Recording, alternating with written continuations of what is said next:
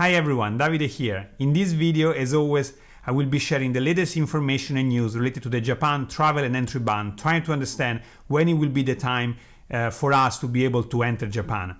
I'm also going to share for the first time the info about an event I'm working together with language schools and students to raise even more awareness about the situation of international students stranded outside Japan, putting pressure on the government to let us know when students can enter Japan. This is an event that will also involve very big Japanese media, so please watch all the video to know more about this event as well. I want to give a big thank to all the students that have been submitting their stories, their testimonials in the past weeks. I've received so many, and if I haven't uploaded all of them, it's just because it takes time and there are just so many to work on. But I'm on it, and you will see them appearing on this channel. And if you haven't watched them, please do. And it's very important, especially to share those stories, those testimonials, because those are really the best way we have to raise awareness about the situation of international students. So please check the playlist of my interviews and share it when you can. Another thing I would like to show before I go through the news is our website, educationisnottourism.com. So I'm going to open it up here. As you can see, the list of supporters has grown massively. I daily receive several emails from Japanese companies related to international students like real estate, language schools, universities, vocational schools, but also immigration lawyers, and in general from Japanese people that are really feeling for the situation of international students, and they understand that the situation of the border closed is not just hurting and affecting students right now, but in the future will be a damage for Japan and for the Japanese economy. So we have a lot of support, and those supporters are helping us actively, promoting our website, sharing our site, number of access, which I will be able to show you possibly in the next days or in one of the next videos, is growing as well. And this will lead to the event I will talk towards the end of this video. So please stay tuned and watch the rest of the video as well.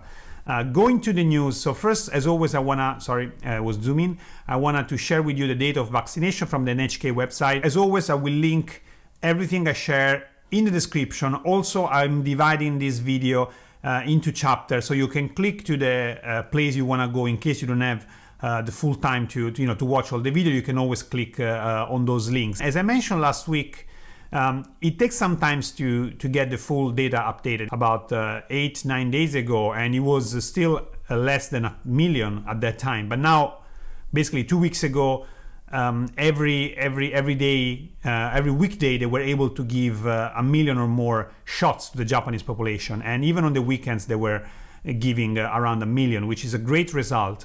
However, there are some distribution problems right now in Japan. My hope is that they keep this pace, because now they are vaccinating a lot, and this will really help also international students, because as also I want to show here, Prime Minister Suga on the 4th of July said that they're putting all the efforts into vaccination, because it's basically everything.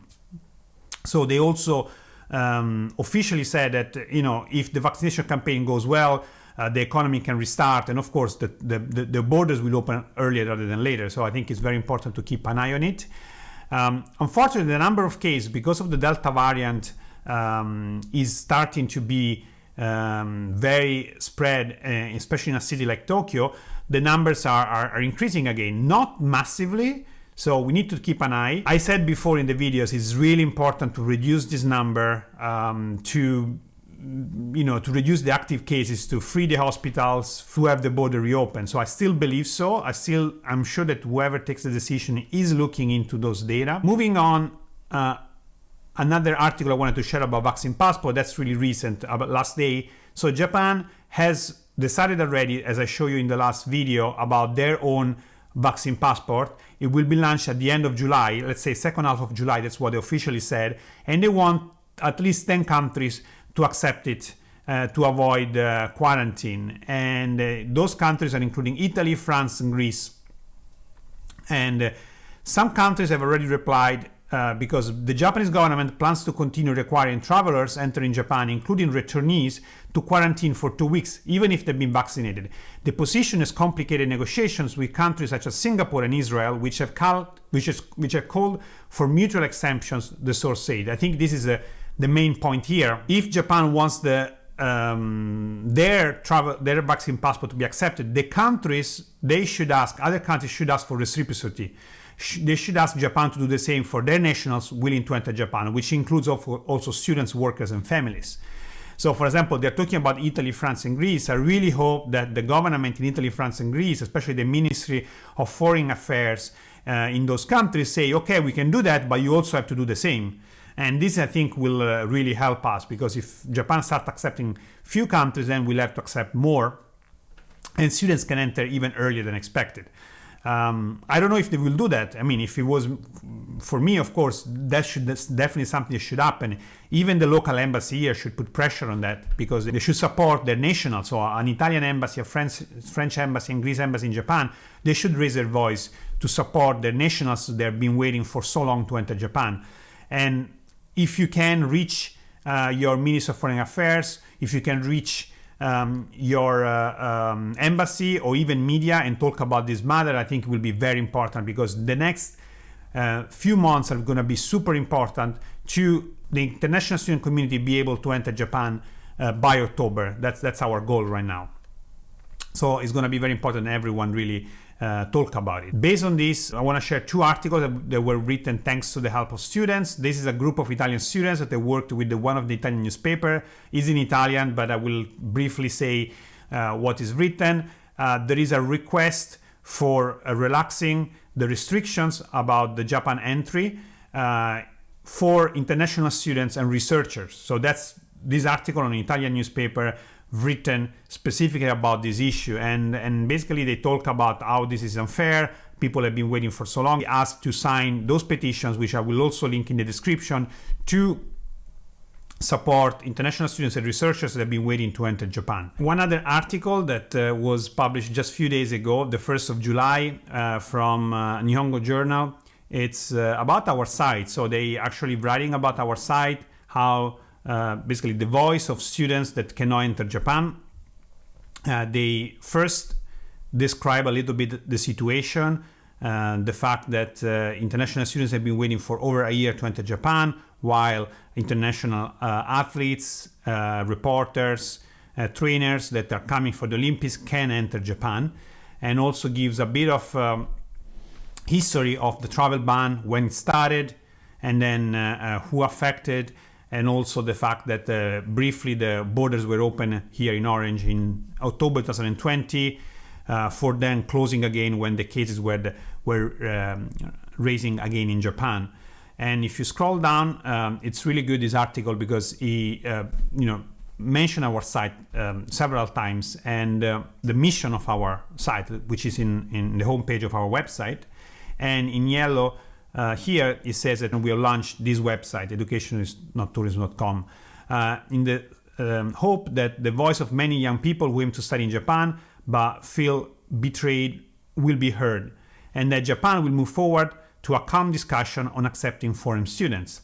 We hope that you will understand that there are no clusters of newly arrived foreign students, and that there are very controlled acceptance system in place, and that Japan will cooperate with us to accept foreign students into Japan, into the country. The next two articles I'm sharing is to show that calls on Japan to reopen the borders are not coming only from us or from students or from language schools, but more and more businesses are putting pressure to Japan. And this is from the Travel Journal. And it says specifically that they basically an increased number of countries are accepting those who have been vaccinated from restrictive measures, such as voluntary quarantine at the time of entry into the country. And there have been growing calls from the travel and tourism industry, as well as the business community, for the introduction of such measures in Japan as international traffic resumes. So in the world, we are seeing already international traffic resuming. Business travelers, students can pretty much move and study all over the world. And if they're vaccinated, maybe they don't even have to quarantine. Japan is one of the very, very few countries left. And this is, I think, is a strong argument to do to the government, because at the moment, basically just Japan and China are really close to international students, while the rest of the world is accepting them. So Japan has to move on this, and has to start accepting international students. Also, and sorry, this link is in Korean. but basically also the Korean ambassador in Japan has said that they expect business travel to restart between Japan and Korea after the Olympics. So again, we don't know if this is going to happen, but it's a clear message, it's a clear expectation that Korea has, since the ambassador in Japan is saying that they expect the business travel to reopen after the Olympics, because it's really damaging the economy. And if they open the business track, last year when they opened the business track, they opened also the residence track, which includes students. So we hope that those two will go together, and we have good news after the Olympics. And the other thing I wanted to talk is that we are working with schools to make an event this July to talk about the situation of international students, and also to talk about the situation of businesses in Japan affected by the current travel ban and borders. So it will be an event where schools will talk, students will talk, and media will be invited. So we hope to have big media that will write about it, and we want to do this before the Olympics, so it kind of the news get out and doesn't get lost in the Olympic related news. We also want to do something after the Olympics, but we will focus first on this one. And I hope that I will be able to share the event, the info about the event on this channel later this week, if not early next week. But the event should be happening the week of the 19th of July, and it will be online, so you can follow, you can join us, you can comment during the event. But regarding the time, the type of event, the schedule, I should be able to give. I'm just working on this right now with many other people, so it's gonna be something strong, something that will involve a lot of people working on this. So it takes some time to prepare, but as soon as I have the details, I will be very happy to share with you in the channel. As a new thing, what I want to do this for the first time, I want to do some Q&A. As always, you can leave your questions, you can leave your comments into the channel. The first question I want to answer ever on this channel is, I think it's the $100 million questions, which is when the border will open. I think we have about 60-70%, so more than the majority of chances, 60-70% that the border will open after the Olympics around end of September, early October, for the October term. And this is just because there is so much pressure growing, and we will also do the best for this to happen. And I really invite again everyone, the next weeks, the next 2 months, the next 6-8 weeks are going to be so important. So I think it's very important that we keep talking about it. We keep showing how serious we are about entering Japan, how hard is the situation for international students that cannot enter Japan.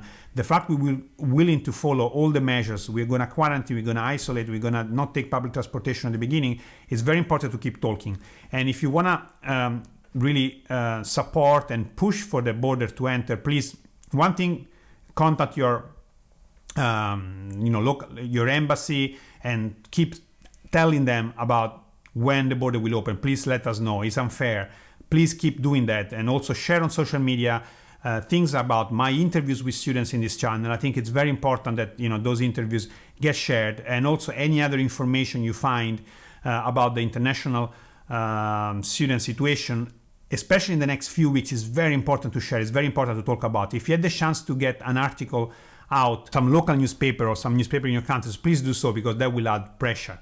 So 60-70%, I would say, that will be the chances for us to enter end of September, beginning of October. There is still a 30% to 40% that will be later. And I can see 2 periods of time that are kind of also possible, unfortunately. One will be around November.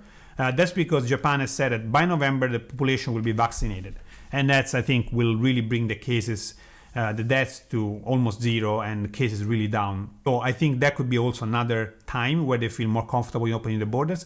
The second one will be around January, February. I think by the end of March, they surely had to open. So I think that's the 100%. Like there is not a case where they go even further, unless something major happens with the pandemic, something really start getting better again. But I think that time is it's really the very latest time they can keep the border closed for many reasons, including the academic year starting, the employment starting, the fact that they've officially said in a government official document, which I showed in a previous video, that the tourism will restart by the end of this fiscal year, which is end at the end of March, in small groups approved. So they already want to do some testing with the tourism as well by the end of March, so surely the students will be able to enter by then.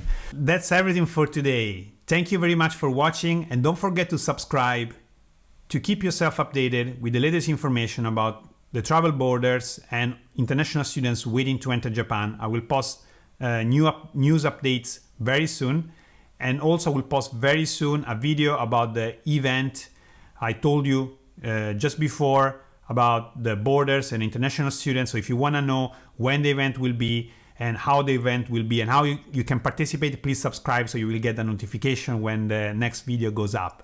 Thank you very much for watching, and I'll see you in the next videos. Mata ne!